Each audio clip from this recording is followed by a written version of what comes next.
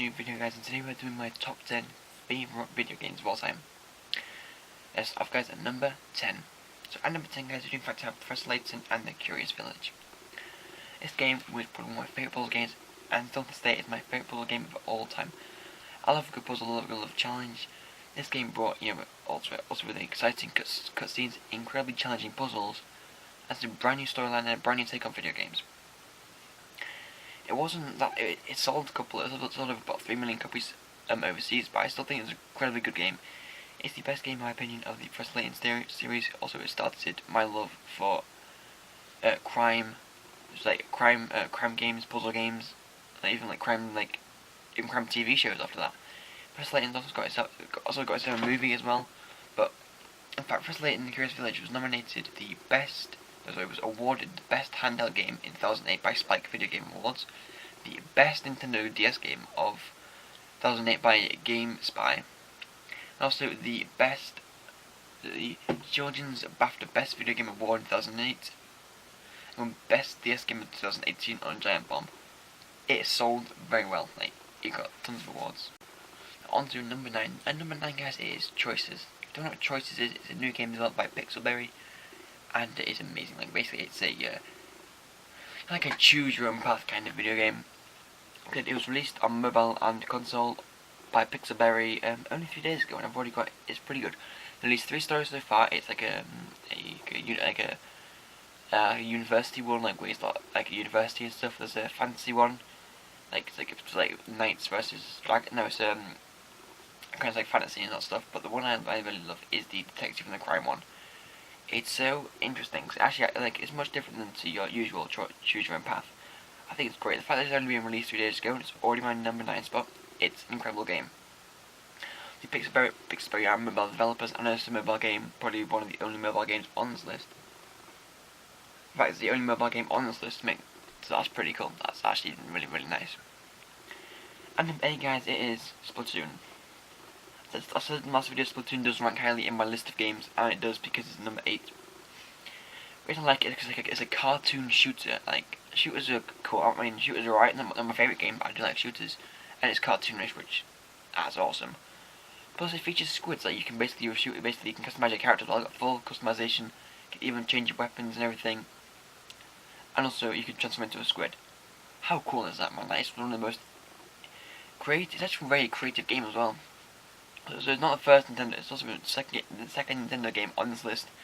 I can tell you it will not be the last Nintendo game on this list. I love Splatoon for many reasons. The fact that it's different and it's new. Gamers always want something new and creative, but they don't really want it. When this game came out, it's a huge hit everywhere. Even brought out amiibos like the Squids and the characters, which I think that's a pretty nice touch. At number 7, guys, we do in fact have Halo 4. My first ever shooter back in 2013, I don't remember. And that was my very first ever shooter I played, and I loved it. I love the space, futuristic theme, kind of like Star Wars, but it does nothing differently to be separate from Star Wars. And plus my first ever Halo game, which I've then gone on to I've gone on to play the likes of Halo Reach, Halo 1, I got Halo 3 as well. So I thought that pretty cool. Also, Halo 4 is described as one of the best games of the decade, and I totally agree with that. Halo 4, fantastic game. I can't really criticize much apart from the campaign. Well, no, the campaign, like I said, it takes a lot to understand everything what's going on in the campaign of Halo 4. So most games go try and really dig deep into it to find out how it runs and everything, how the campaign works. But this is a fun game, honestly. The multiplayer is fantastic, the best multiplayer I've ever seen. It was all around just amazing, brilliant game. And number 6 is my favourite LEGO game, and my 6th favourite game of all time, LEGO Star Wars Complete Saga. This was probably my third or fourth ever video game I ever played. I remember going to my uncle's house, he had the LEGO Star Wars Complete Saga on, so I played a bit of that. It's this game looks amazing, so when I bought it, I played the game for so many hours. I think I have 800 hours on it on the Wii. On DS I have 200 hours on it. I generally couldn't stop playing it. They've also got character customization as well, once you unlock the characters. Got so many levels, probably more levels than most of our games do now. All 6 movies, and I think it's incredible. My first game I almost completed, I got 99.8% completed. I almost had it, I just had to do one I had to get a few more golden bricks, but it was so fun. I played the game endlessly and non-stop. It was so fun. And number 5, guys, halfway point, we do in fact have Mario Kart, the Wii version. Man, I played that game so long. Like, I remember, like, back in primary school, I'd come home every day and do some homework, then I get back right to Mario Kart Wii. I loved it. It was so fun. Such a fun racing game. Then I got it on DS. I wasn't a huge fan of the DS game, but I used cheat codes and that was really fun. That made it really fun. We used to have like a DS competition at school, like at the DS club, where you go and take your DS and you can play like games and stuff. It's like I think it's like an hour and a half in the morning. So I went up against my friend. Like he only had the regular Mario Kart version of the actual game thing. I had a R4 card with it on. Basically, put on the cheats, I'd always get a bullet bill. He got so annoyed, but it was just so fun to see like me having a bullet bill the entire race. But I think that was really fun. But on Mario Kart Wii, honestly, it was so fun. The amount of characterization I had to go through, and I think it's actually my first ever fully completed game. Yeah, even though I've never started a fully completed game, it's my only ever fully completed game. It's Mario Kart Wii.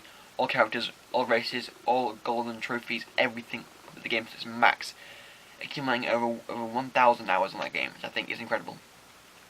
For a Wii game, that is. And number 4 is my most played game of all time with about 2,000 hours on it. It's Pokemon Platinum.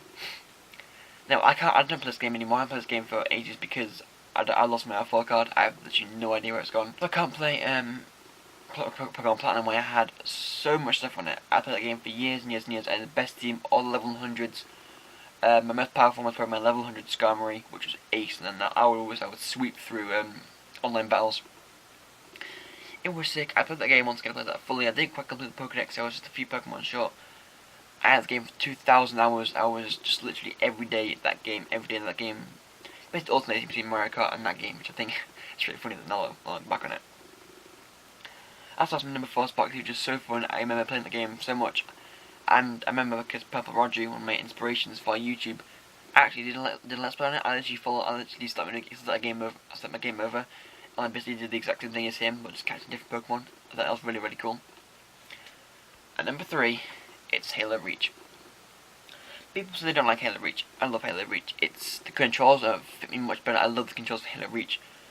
The campaign, honestly, in my opinion, was much better, even though John didn't die. Damn it, John.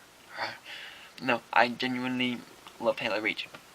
I haven't played it in a while because I don't play Xbox anymore, but I don't think I ever got like 100 hours on it. No, I think I got like 90 odd hours on it, but I still think it was very fun. For the short amount of time I played Halo Reach, I loved the game.